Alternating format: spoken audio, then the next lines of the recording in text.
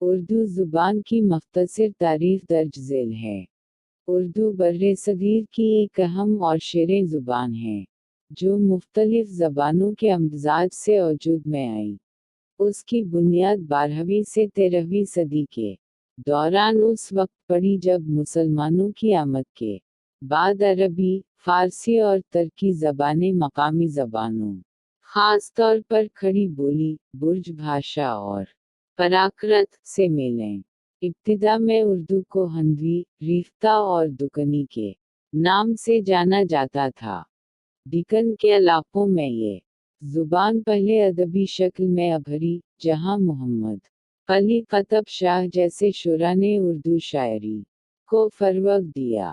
مغلیہ دور میں دہلی اردو کا مرکز بنا۔ ولی دکنی کے دہلی آنے کے بعد اردو شاعری کو نیا مقام ملا۔ اس کے بعد میر تقی میر، سودا، غالب اور دیگر شعراء نے اردو ادب کو عروج بخشا۔ برطانوی دور میں اردو نثر کو فروغ ملا اور صحافت، ناول، افسانہ اور تنقید میں نمایاں کام ہوا۔ سر سید احمد خان اور حالی نے اردو نثر اور اصلاحی ادب میں اہم کردار ادا کیا۔ قیام پاکستان 1947 کے بعد اردو کو پاکستان کی قومی زبان کا درجہ ملا، جبکہ بھارت میں بھی یہ ایک اہم ادبی زبان رہی۔